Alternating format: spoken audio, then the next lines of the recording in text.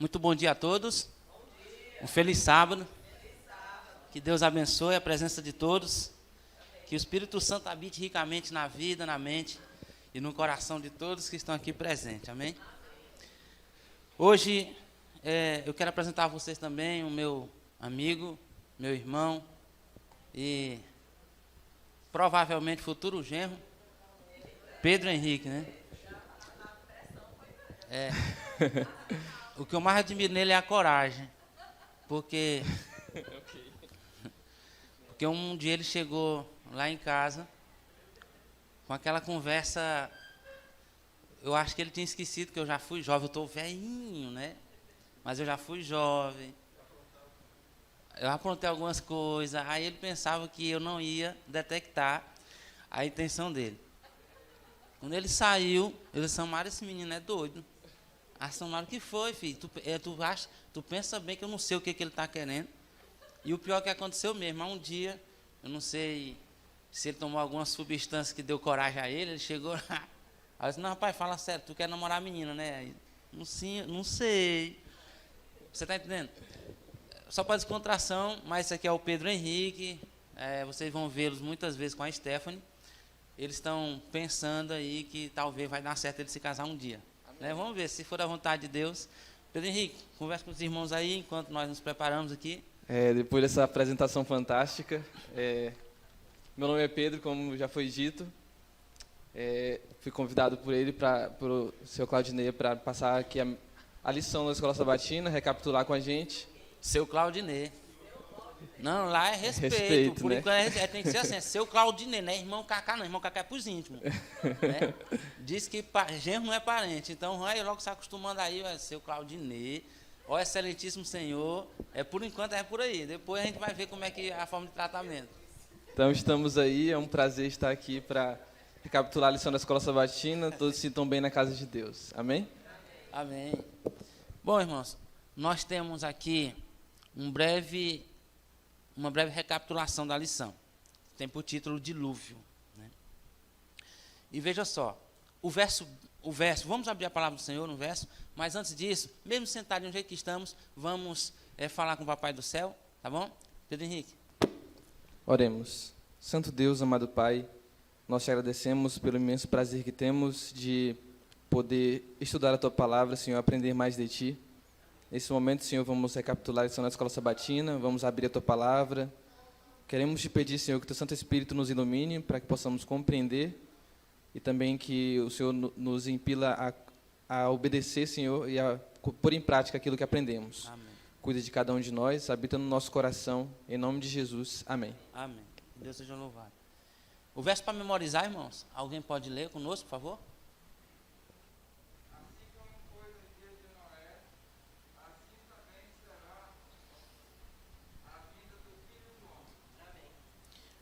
Em Mateus 24, 27, o Senhor Jesus, ele diz o seguinte, porque assim como foi no dia de Noé, as pessoas diziam, Jesus disse, eles comiam, bebiam, casavam-se e davam-se em casamento, até no dia em que Noé entrou na arca, aí veio o dilúvio e destruiu a todos. Assim também será na vinda do Filho do Homem. Eles vão comer, vão beber. No livro do Grande Conflito diz que os homens, eles estarão absortos nos seus negócios e não observarão os sinais que se aproximam da volta de Jesus. E quando Jesus voltar, a semelhança dos antediluvianos, vão encontrá-los desapercebidos. Por isso que é importante, quando o apóstolo Paulo fala, diz assim, portanto, desperta, ó tu que dorme, levanta-te de entre os mortos e Cristo te iluminará. Então, a grande importância aqui dessa advertência de Cristo é para que nós possamos estar atentos ao que aconteceu no passado, para que nós não sejamos pegos despreparados. O Senhor ouviu? Alguém falou? Sim.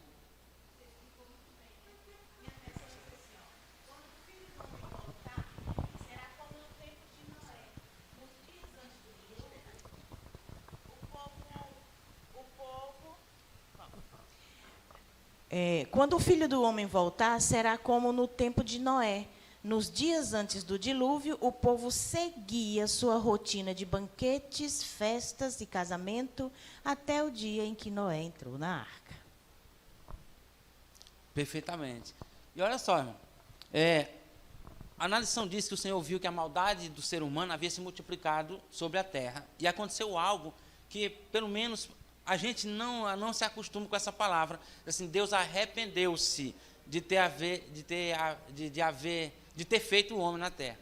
Essa palavra arrepender-se a gente bota dentro do contexto do arrependimento humano, achando que esse arrependimento normal nosso foi o mesmo que Deus teve. Acontece que o arrepender-se de Deus não tem nada a ver com essa conotação do arrependimento humano. Não é o meu arrependimento. Às vezes nós nos arrependemos por algo de errado que nós fizemos. Mas a Bíblia diz que tudo que Deus fez é o quê? Era bom. Tudo que Deus fez é bom, certo? E quando ele diz arrependeu, não é que ele se arrependeu assim de ter feito algo de errado. Ele se entristeceu por ter chegado àquela situação por escolha, não dele, mas do próprio homem, Eric. Bom dia, senhor Claudinei. Bom dia, Pedro. Bom dia. dia. A todos os irmãos, né? Não é, seu Claudinei, né, gente? Seu Claudinei, né?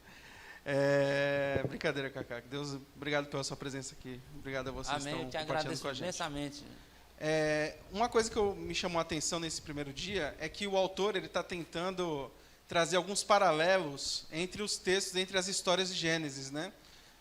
Dessa vez, nessa semana, ele trouxe um paralelo bem do dilúvio com o da criação, né? A gente às vezes não nota, a gente não percebe, mas alguns termos, algumas informações se parecem muito com os textos do dilúvio e o texto da criação. E uma delas é essa que você citou, que Deus viu, né, como a humanidade estava, né? E aí eu quero trazer, porque quando ele vê a criação, né, ele vê que tudo era bom, como você citou, né? E agora ele vê a sua criação e como o pecado afetou as pessoas, como afetou a humanidade, o planeta, né? E é interessante a gente trazendo para a gente que às vezes a gente tem a sensação que Deus só nos vê quando a gente está em público fazendo algo, né? Quando a gente está em secreto, Deus não está vendo, mas Deus tem uma visão privilegiada, né? De todas as pessoas, e todas ao mesmo tempo. Então, por que a gente insiste, às vezes, em ser alguém em público e ser diferente quando está sozinho, né? Às vezes a gente teima e insiste em fazer as coisas de forma errada quando está sozinho, achando que a gente não está sendo observado. E estamos sendo observados, né? Então, Deus está observando tudo, está vendo tudo, está atento a tudo. Isso é bom para nós, como defesa. Se algo acontece de injusto conosco, a gente sabe que Deus está vendo, né? A gente usa, às vezes, essa expressão, mas também pode nos apontar algo de errado, caso a gente esteja cometendo algo em secreto, né? Perfeitamente, Eric. O Eric falou duas palavrinhas que é extremamente interessante. Olha só, posicionamento e caráter. O fato de eu me expressar diante da Marlete, de eu dizer para ela o que eu acho dela, da Marlete, da Elisângela, o que eu penso, como eu me posiciono em relação a elas, ou ao Eric, ou ao Edmilson, na frente é posicionamento. O que eu vou fazer por trás deles, em relação a eles, é caráter, né? Isso vai depender do meu autoconceito. Ou seja, uma frase fantástica que eu acho é o seguinte: você só vai ver o verdadeiro caráter de um homem em um quarto escuro, sem espectadores. Isso é fantástico. Toda vez que eu lembro dessa palavra, eu vejo. Eric, perfeito, colocação. Deus é tremendo. Irmãos, por mais que tentamos fazer algo, Deus observa tudo. O importante é nós mantermos nosso posicionamento, mas pessoas de caráter. Certo? A partir de domingo, o Pedro Henrique está assim, irmão Claudio, eu estou ansioso, porque essa vai ser a primeira vez que eu vou para a igreja do parque. A igreja do parque é falada. Meu irmão, olha só. Ficou curioso? Porque, olha, a minha história de adventista começou nessa igreja, em 92. E eu me apaixonei por aquele homem aculau. Quem é que você você não vão para o céu, não, já estão adivinhando as coisas. Eu me apaixonei pelo Francisco Alves, pelo Edmilson, pelo Ribeiro, pelo irmão Bandeira, me apaixonei pelo irmão Bernardo. Para não dizer que me apaixonei só por homem, me apaixonei pela irmã Noemi, que é a minha sogra, a mãe da minha amada esposa Samara, que é a avó da minha Esté. Me apaixonei por tanta gente nessa igreja. Mas crente não é para ficar se apaixonando por ninguém, não. Acontece que eu tive uma paixão cristã, irmã Ludmila. Aí passou o tempo e tal, comecei a abrir o leque de amizade, aí eu já fui me apaixonar pela irmã Ludmila, fui me apaixonar por tanta pessoa, pela irmã Ângela, que coincidentemente é esposa do irmão Ângelo, né? Ângela e Ângelo, deu certinho, 2 anjos. E assim, por diante. Pois bem, Pedro Henrique, vai. Aqui na parte de domingo, nós vamos ver aqui um paralelo... espera aí. Só para dar continuidade, é porque deu esse passamento aqui. O que acontece? Quando eu falei da igreja, que a minha história começou nessa igreja, é porque, irmãos, graças a essa igreja aqui, em nome de Jesus, hoje eu ainda sou apaixonado por Jesus Cristo. E é isso que eu falo para todas as pessoas, que a minha história começou na igreja adventista do Parque Piauí. Que Deus abençoe a todos, eu me emociono quando eu falo, porque eu amo vocês. Eu também amo o Marcelo, tá bom? Amém. Vamos continuar. Nessa parte aqui de domingo, nós vamos aprender um paralelo entre a obediência na criação e a obediência de Noé. Quando Deus criou as coisas na criação, Ele falava e as coisas obedeciam e passavam a existir. Assim aconteceu com Noé. Deus mandou ele fazer a arca e ele foi lá e fez, ele obedeceu. E o interessante é que nós vamos agora falar de obediência como sendo um exercício da liberdade e como sendo também uma obra de salvação. Noé, ele foi obediente conforme a graça que ele recebeu. E como que isso se aplica na nossa vida? Como já foi dito aqui, falamos sobre o exercício mais pleno da liberdade, que acontece quando nós estamos sozinhos, quando não há expectativa de que alguém vai nos julgar ou nos reprimir por aquilo que nós estamos fazendo. Então, a liberdade máxima existe quando nós estamos sozinhos e não há ninguém para nos vigiar. Só que, quando nós estamos nesse ambiente, o que é a tendência do ser humano como pecador é libertar as suas tendências mais carnais, os seus instintos mais pecaminosos, os seus instintos mais libertíneos. E então, se é isso que é natural, a obediência, na verdade, é o que vai nos libertar disso que é a nossa escravidão. A nossa escravidão é o pecado. E a obediência, o poder de obedecer, é então o exercício da liberdade. Portanto, quando nós obedecemos a Deus, nós estamos sendo livres. Não estamos sendo escravos de Deus. Pelo contrário, Jesus nos dá poder para nos libertar dos nossos próprios desejos. Nos dá poder para podermos escolher a quem servir. E é essa a lição que trazemos na história de Noé nessa parte de domingo. Irmãos, e o incrível é que essa questão entre escravidão e obediência, ela é muito mal interpretada pelo mundo. Você entende? Se uma pessoa vê, quem quer que seja, você, nossa, minha irmã, aquela linguagemzinha bem piauiês, nossa, minha irmã, tu parece uma escrava, tu vai para a igreja, não sei o quê. Ela não entende o conceito de liberdade. Ela pensa que ser obediente é ser escravo. Ser obediente a Cristo é ser livre, porque nós temos a liberdade de adorar aquele que nos deu a vida. Amém? Isso é fantástico, isso é tremendo. Esse é o verdadeiro conceito de liberdade. E veja só, nessa questão lá da construção das duas arcas, isso é um símbolo redentivo, tanto de Noé como no tempo de Moisés, quando Deus fez com que, olha, vocês vão preparar, Moisés, prepara uma arca e tal, não sei o quê, vai ser assim, assim, assim, um sinal de redenção. Porque lá no santuário, no coração do santuário, tinha a arca, que vinha o Shekinah, que era a presença de Deus, assim como a arca de Noé salvou aquelas 8 pessoas da destruição total e alguns exemplares dos animais para um repovoamento da terra. A arca de Moisés também é um símbolo de redenção, porque através da arca lá vinha a presença de Deus e essa era o coração da doutrina de Israel, que era a teocracia, a teocracia absoluta, a adoração a Deus, onde dava liberdade de vida à nação de Israel e nos dá liberdade de vida hoje também. Deus é tremendo, Ele está sempre à procura de nós deu o Redentor e está sempre à nossa procura para nos redimir da nossa vida de pecado. Amém? Amém. Fantástico, né? Tremendo. Aliança de Deus, parte 1. Aquele era o momento em que a aliança... o dilúvio. É porque o vento aqui... É porque ele já quer que eu termine lá o horário ali. Não, só uma observação, Cacá, se me permite. Sim, vai. Sobre essa questão que você falou de escravidão e obediência e tal, é importante que o texto começa falando, parte do início, né, desse texto que fala da história do dilúvio, fala que quando Deus observa toda a humanidade, Ele encontra uma pessoa ali que achou graça diante dos olhos dele, que foi o próprio Noé. Ou seja, nós já vemos aí um elemento de obediência. Então, Noé já era obediente, sem mesmo saber que haveria um destino final para a terra do jeito que ela estava. Então, ele já conhecia a história de Deus, já conhecia os seus mandamentos, as suas orientações, por isso foi encontrou graça diante dos olhos de Deus. É chamado para um serviço. E assim como já era obediente antes, continua sendo obediente, porque ele segue a orientação de Deus. Olha só, então não é escravidão, porque ele tinha total de liberdade de viver como as outras pessoas viviam. Exatamente. Mas ele decidiu ser obediente diante de um mundo que estava totalmente influenciado pelo pecado. E isso trouxe um resultado positivo para ele, porque mesmo diante de todos esses problemas, ele é chamado, obedece à orientação de Deus, e aí começa a construção da arca, que seria o modo propulsor de salvação das pessoas que aceitassem o chamado. Exatamente. Olha só, a liberdade que Noé teve de escolher foi tão bom. Nós temos a mesma liberdade, nós também temos o mesmo posicionamento diante de Deus, e nós haveremos de colher um fruto por conta da nossa escolha. Se é vida ou morte, a escolha fica a critério de cada um, é o que a Bíblia diz.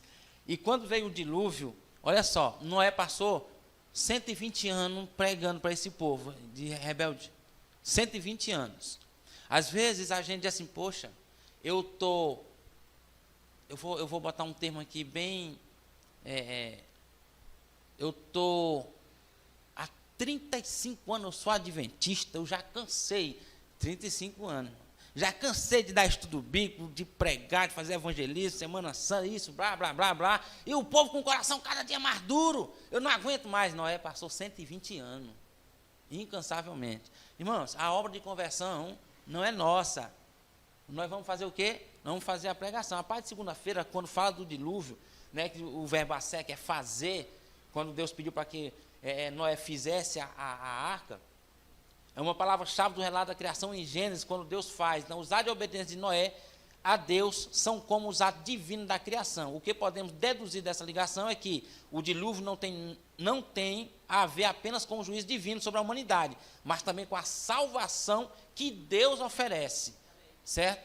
A salvação que Deus oferece.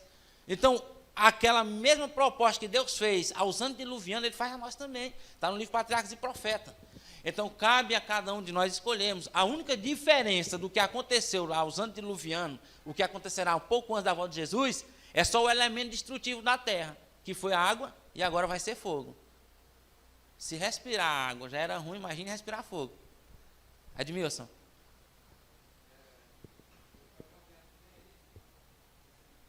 Estava vendo bem aí o que o Pedro estava falando, da questão do dilúvio e a criação, né?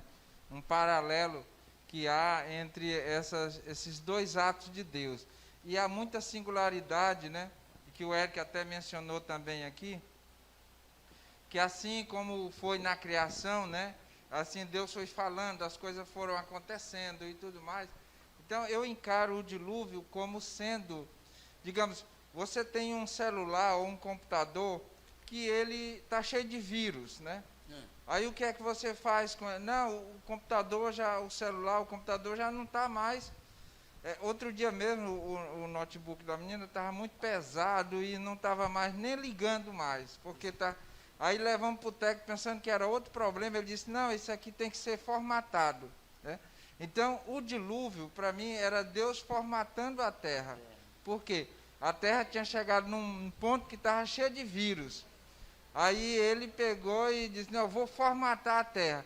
Só que aí o homem que foi fazer o serviço, ele disse assim, olha, salve as coisas que vocês quiserem salvar, porque depois que eu formatar, tudo vai se perder. Aí Deus queria o quê? Salvar tanto a raça humana como também os animais. Aí ele disse, Moisés, agora você vai fazer uma arca. Aquilo dali era uma espécie de pendrive que ele estava guardando as coisas, né? Ou então um HD externo. Você diz, não, você vai guardar o que você quiser, você guarda ali no HD externo, porque eu vou formatar. E quando eu formatar, vai apagar tudo. Aí Deus pegou ali a arca, era uma espécie de pendrive que Deus estava guardando o que ele queria preservar. E aí quando ele guardou, só que Noé, você falou aí dessa questão de 120 anos, né? Então, Noé passou 120 anos, só conseguiu 7 pessoas. E olha lá. Porque ele conseguiu, porque naquela época funcionava o sistema patriarcal. O que o pai dizia era lei. Eu não tinha esse negócio de dizer, não, eu não quero, não, é opcional, não, deixa o menino. Não tinha isso não, era obedecer mesmo e pronto. Então ninguém sabe o que tinha no coração daqueles 3 filhos dele, principalmente das noras também, que já era outra família. Mas o certo é que entrou essas 8 pessoas na arca. E aí ali, e os animais. Então Deus disse assim, agora está guardado. Está tudo guardadinho aí? Tá. Então agora eu vou formatar a terra. Aí mandou o dilúvio, né? E aí tudo foi destruído. Aí ele pega novamente, traz aquele dali e implanta novamente aqueles aplicativos que ele queria. Terminou? A observação do Edmilson foi fantástica. Atualizada, digitalizada. Pois não é, assim, rapaz, mas o tecnológico aqui não é o Eric. Olha, tá vendo, Eric? O pessoal aí está te observando. Ei, é um concorrente forte aí. Ei, Edmilson. Quem precisar formatar o computador, só procura Edmilson agora. Olha, tá vendo, gente? Gente, olha, uma coisa fantástica que acontece entre o povo de Deus é porque você deve nunca deixar de ser adventista do 7º dia. Viu? Meu grande amigo, irmão do Diógenes, que eu esqueci agora o nome dele, e Delmário. Você nunca deve, de maneira nenhuma, deixar de frequentar a igreja do Deus vivo, porque aqui é uma troca de conhecimento tremendo, fantástico. E o mais interessante é que nós vamos todo mundo de mão dada para o céu, amém? É só nós querer, soltar a mão já era, vai ser afogado nas águas do dilúvio, agora convertido em fogo, né? Então, veja só, eu vou aqui na parte de terça-feira, a mensagem de Deus é tremenda, olha, é uma mensagem salvadora, mas ao mesmo tempo, ela é uma mensagem alertadora.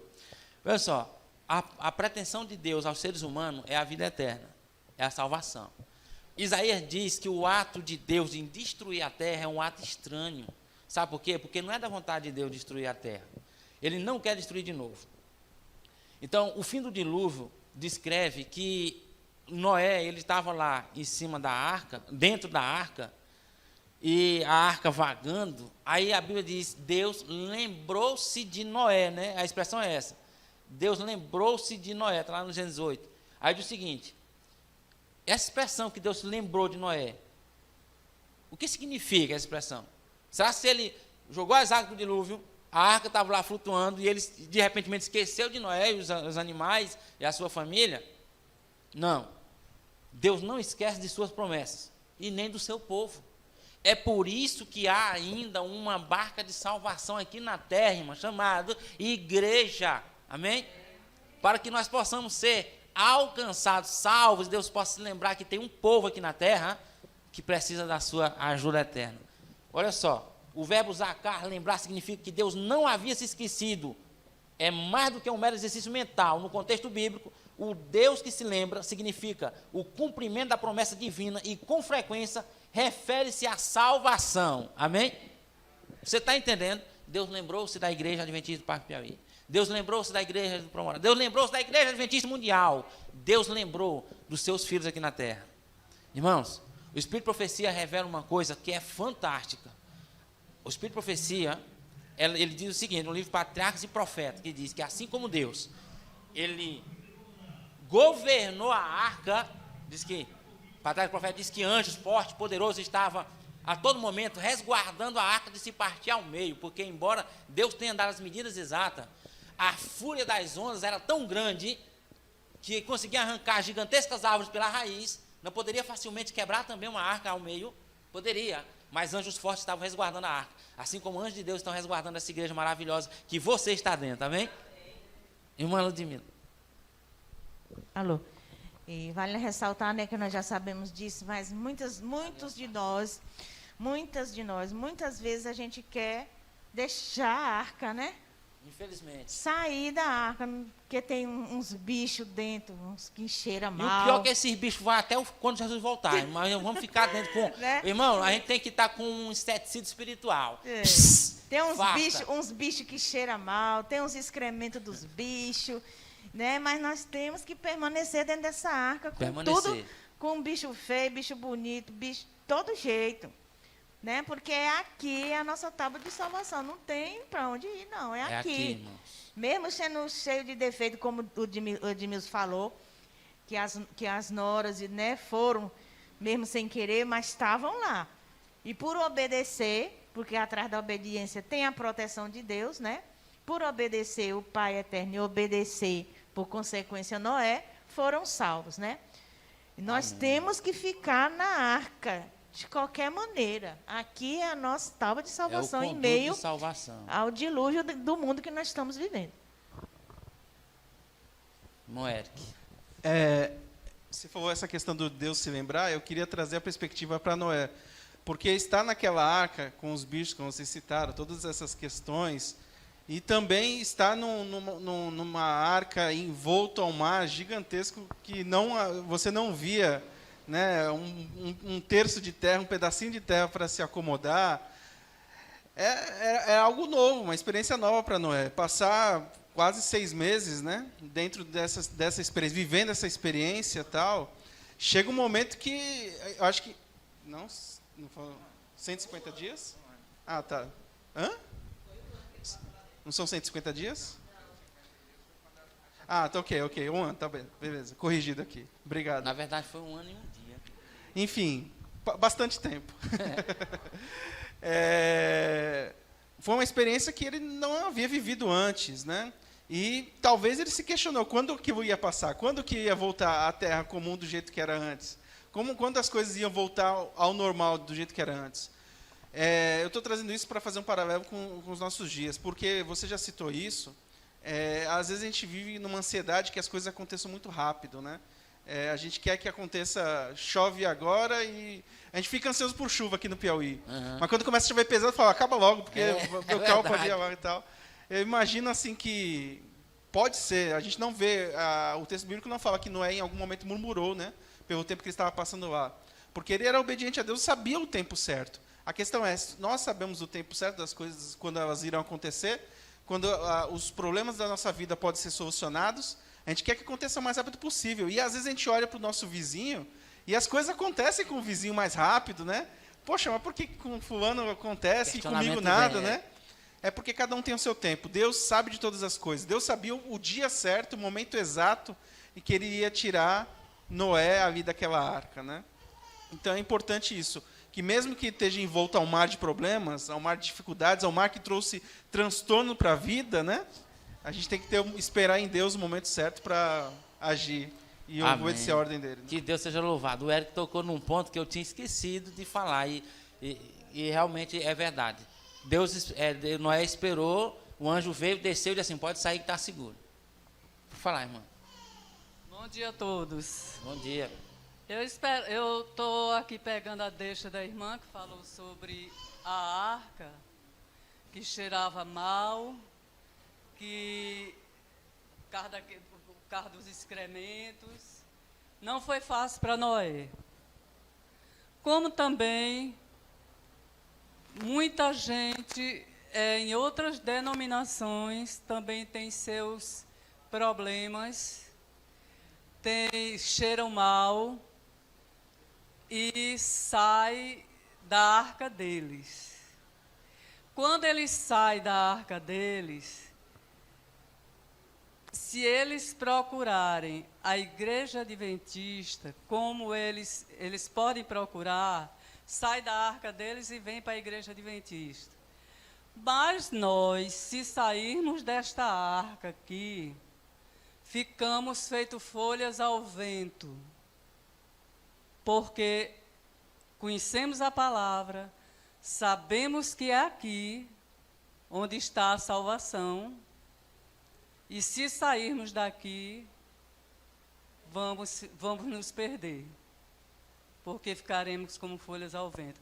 Portanto, quem sai ganhando nessa história é quem vem de outras denominações e vem para cá, porque sente a diferença. Muito obrigada. Amém, irmão. Que Deus seja louvado pela sua observação. Irmão Pedro. Bom, aqui na parte de quinta-feira, na Aliança, parte 2, nós vamos ver aqui a segunda parte da promessa que Deus faz para para Noé e sua família. Ele está botando na parte, porque a gente aqui, alguns comentários, nós já entramos diretamente no tema parte 1, vocês entenderam, né? Aí, então ele está entrando na 2, que é para fazer o fechamento daquela questão da parte 1. Vai, pode prosseguir. Só exemplo a nível de informação. Sim. Então, aqui nós vemos que ele fala da promessa que Deus faz quando ele coloca o arco-íris, para que a gente lembre de que a terra não vai ser mais destruída com o dilúvio. Essa promessa, ela, como nós vimos, nós temos a certeza de que Deus se lembra, ou seja, Deus cumpre as suas promessas.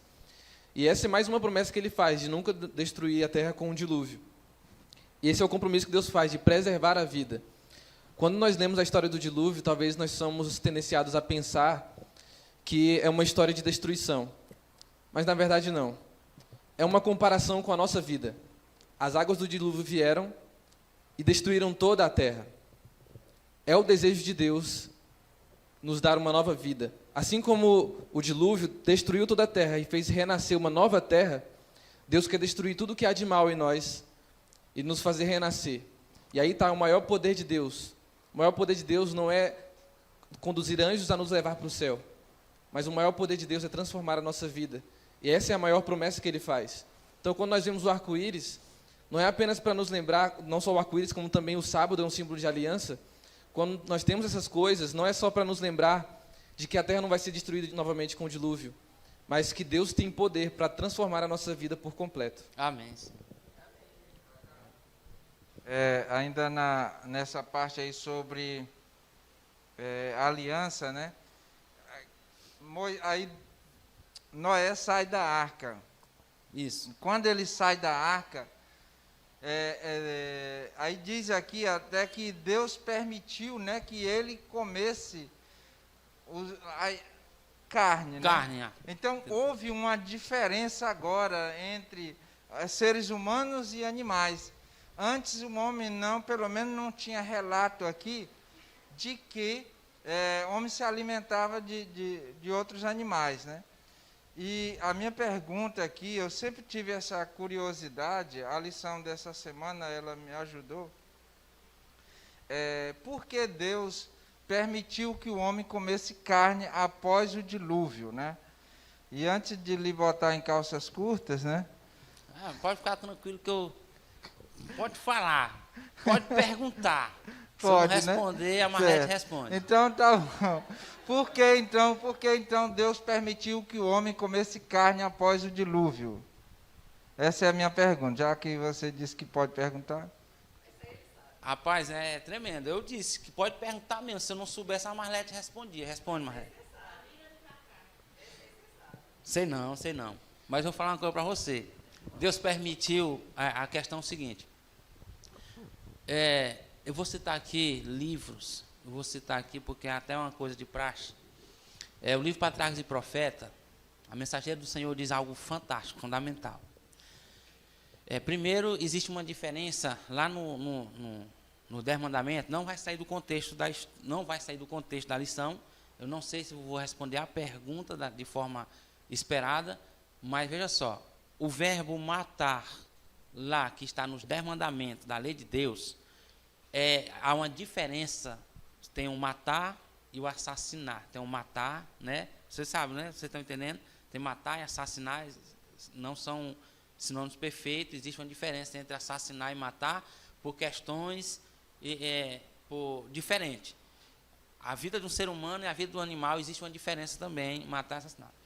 O livro Patriarcas e Profeta, Ellen G. White diz o seguinte, quando Deus permitiu que agora, assim como eu vos dei as ervas, eu vos dou agora autorização para comer, foi uma questão emergencial, porque tinha sido destruído tudo. Acontece que quando ele autorizou a morte, o alimento, carne, foi tipo assim, provisoriamente. Só que o homem se acostumou, perverteu o paladar.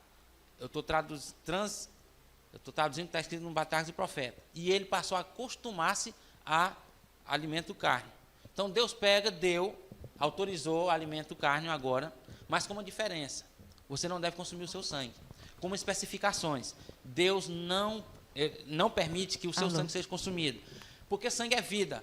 A gordura não devia ser consumida também. Porque, veja só, a gordura também ela transmite enfermidades. E quando Deus permite, agora, o ser humano alimentar-se de carne, foi uma questão emergencial, provisoriamente. Cacá, Oi, irmã. você já terminou?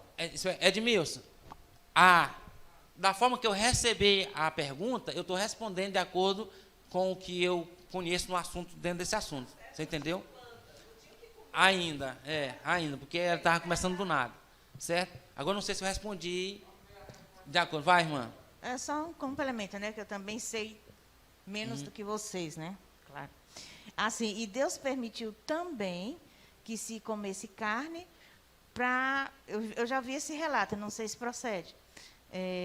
Que o homem não durasse tanto tempo, porque é uma vida muito longa de pecado.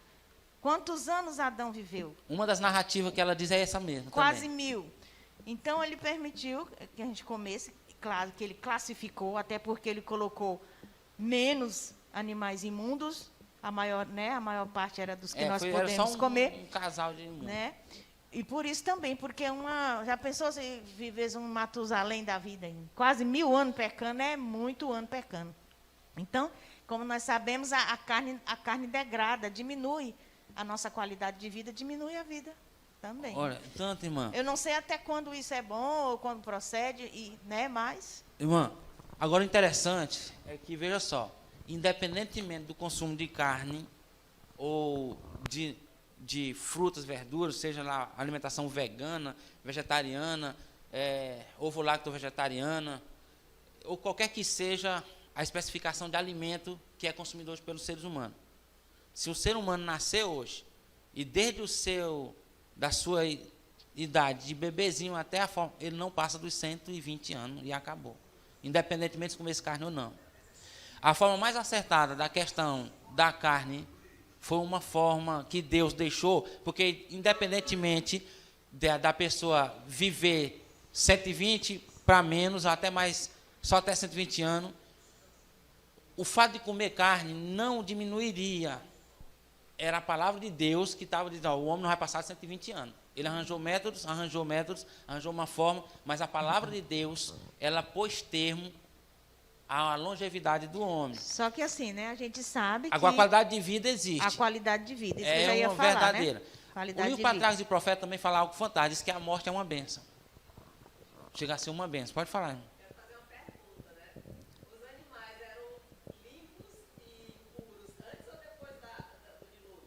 Eles já eram antes. Mas ninguém comia. Não comia. Por causa da função. Olha só. Mas eu acho assim também, né, que Deus colocou porque ia ser destruído tudo, então ele tinha que preservar, tinha que colocar na arca para a gente se alimentar, não? Ponha bem em uma mente, nas observações, a onisciência. Essa palavrinha, onisciência. Vai, Eric. Quando ele faz a separação, ele ensina de modo prático o que seria puro e impuro. O que depois é feito é que é Moisés que escreve o texto, e aí, em paralelo ao que ele já sabia da orientação de Deus quando ele fala em Levítico sobre os animais puros e impuros, ele classifica aquilo. Tem alguns detalhes na Bíblia que a gente tem que sempre pensar desse modo.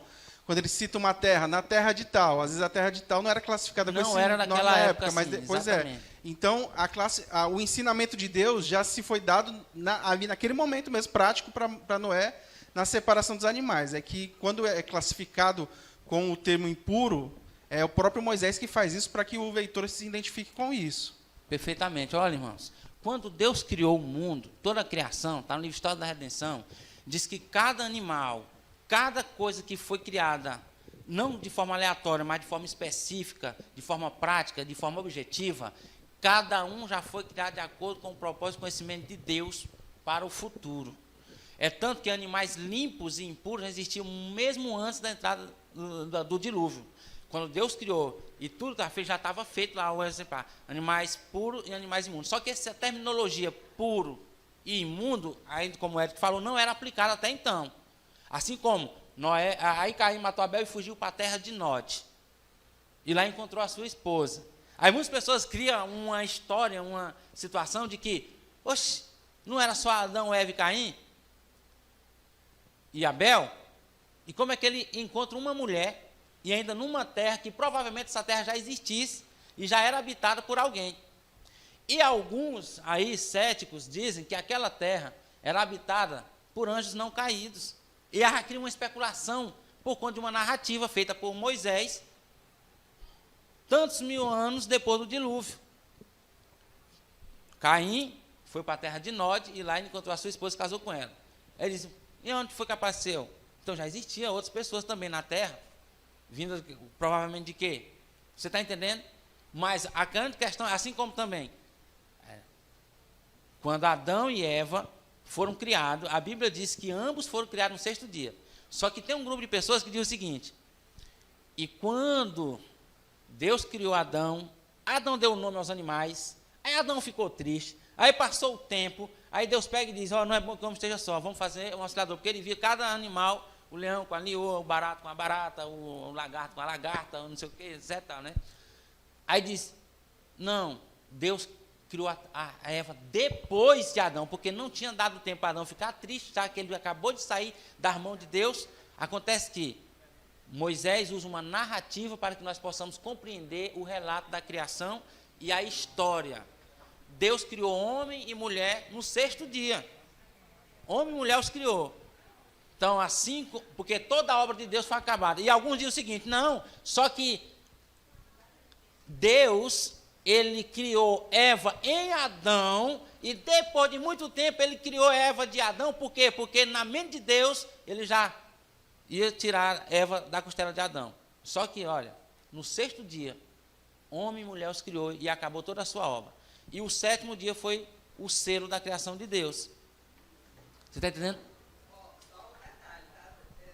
Vai fugir um pouco, mas só para explicar essa questão. Não diz que ele encontrou a mulher lá. Diz que ele foi para lá e coabitou com a esposa. Pois é, exato. Ele levou a irmã dele para lá. Não, não levou. O que eu estou querendo dizer é que céticos dizem que ele encontrou uma esposa lá.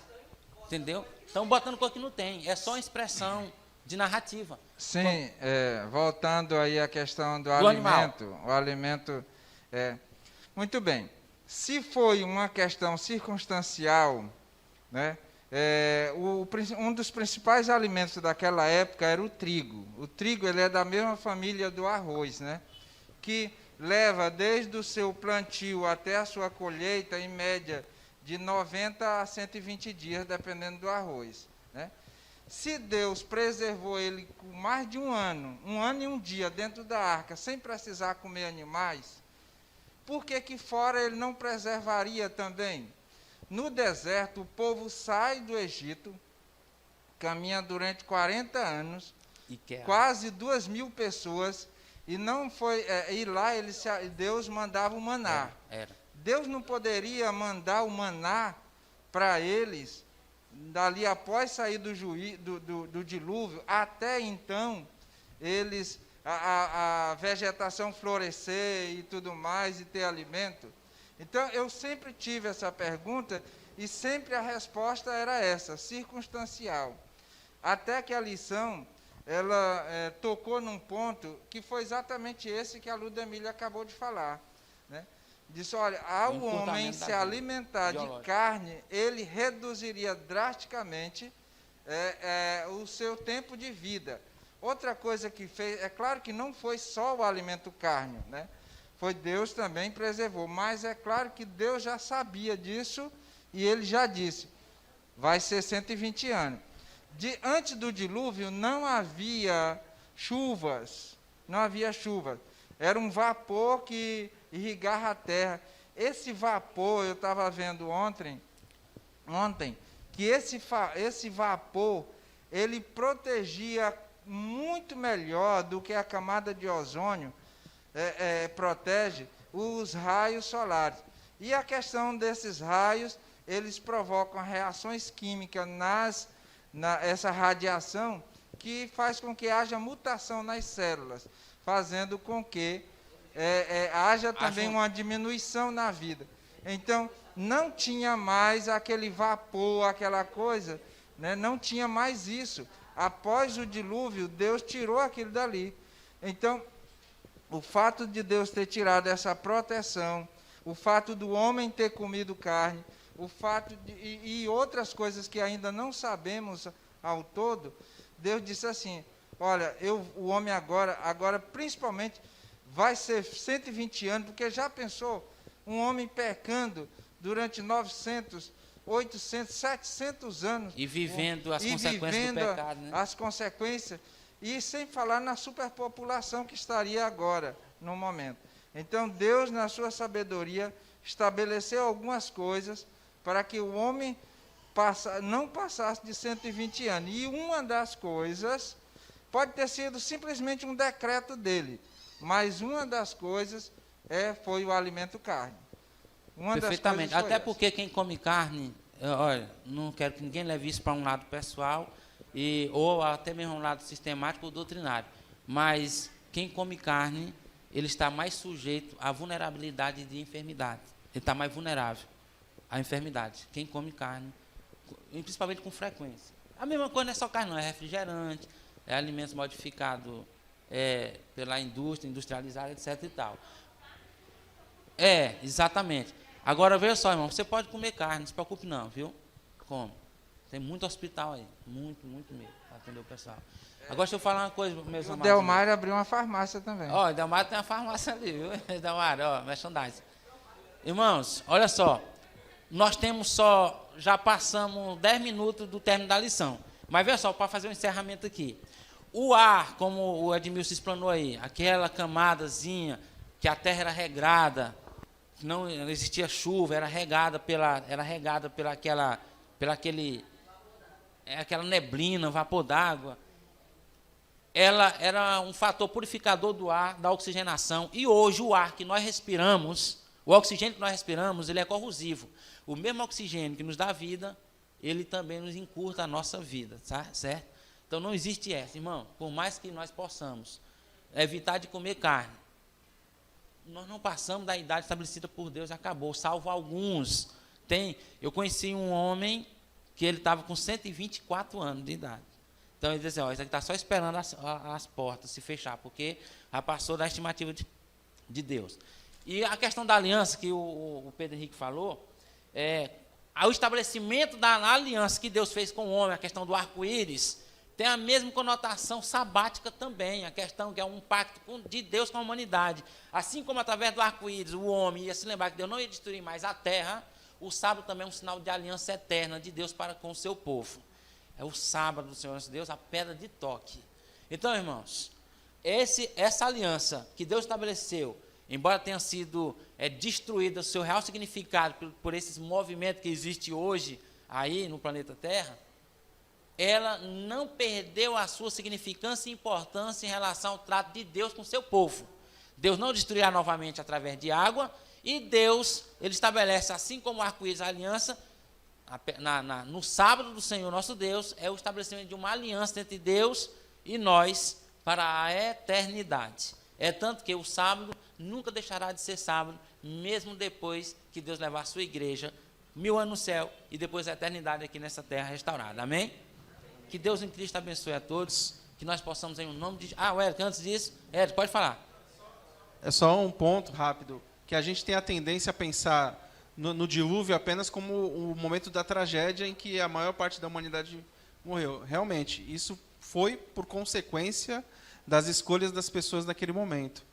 A gente tem a tendência a pensar no fim dos tempos sempre pelo lado trágico, de tudo vai se destruir, tudo, e às vezes até o povo de Deus se estremece por conta disso, mas a gente tem que pensar que a destruição do planeta do jeito que ele está agora é um elemento de salvação para o povo viver a eternidade. Ser salvo pela arca é um elemento ilustrativo da arca atual que nos salvará desse mundo de trevas. Mas tudo também, da mesma forma como foi antes, depende da escolha pessoal. De cada um, exatamente. Érico, perfeito.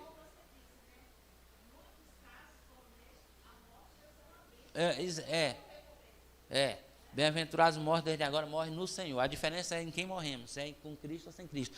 Érico, cristão, irmãos, não devemos ter medo de maneira nenhuma da condição em que se encontrará daqui a alguns anos a terra, sob chamas do fogo.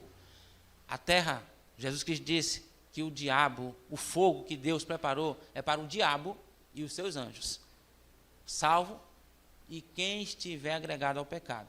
Por isso, não devemos ter medo quanto ao nosso futuro, desde que esqueçamos do que Deus já tenha feito por nós. Amém? A arca de salvação está no relacionamento que mantivemos com o nosso Senhor e Salvador. Para isso é importante nos congregar, adorar e sair para testemunhar, porque estaremos fazendo a mesma obra que Noé. Independentemente do tempo de graça que ainda exista, que quando Cristo voltar, possa nos encontrar trabalhando. E bem-aventurado e feliz é o servo, a quem o seu Senhor, quando voltar, o achar fazendo assim. Que Deus abençoe a todos. Amém? Vamos orar? Santíssimo Deus, eterno Pai, a Ti seja dada toda a honra e todo o louvor e toda a glória. Te agradecemos, Senhor, pela vida, te agradecemos, Senhor Jesus, pelo relato da criação, pelo Teu trato com a humanidade, pela Tua aliança para conosco e pela Tua disposição de vir até aqui este planeta, ser tocado pelos nossos sentimentos, viver todas as emoções que nós vivemos, para que, nesse mar de compreensão que é o Senhor, possa nos entender e possa nos dar libertação, livramento, perdão e salvação, porque o Senhor foi tocado por nossos sentimentos. Te agradecemos, Senhor Jesus, por essa barca de salvação que é a igreja, e nós queremos te pedir, em um nome, pelo amor de Ti mesmo, não te esquece de nós, para que nós possamos, Senhor, estarmos de pé, quando o Senhor voltar nas nuvens dos céus, para nos levar, para passar 1000 anos contigo, no céu, e depois a eternidade, nesse planeta restaurado, para que nós possamos ter um relacionamento eterno contigo, e nunca mais, Senhor, termos o medo de cairmos novamente em rebelião, porque está escrito, o mal nunca mais se levantará, não se levantará a iniquidade uma segunda vez, por 2 vezes não se levantará a iniquidade. Te agradecemos sinceramente, Senhor, e pedimos-te a continuidade da Tua presença aqui no nosso meio, para a honra e glória do Teu santo nome, te rogamos em nome de Jesus. Que Deus seja louvado. Amém.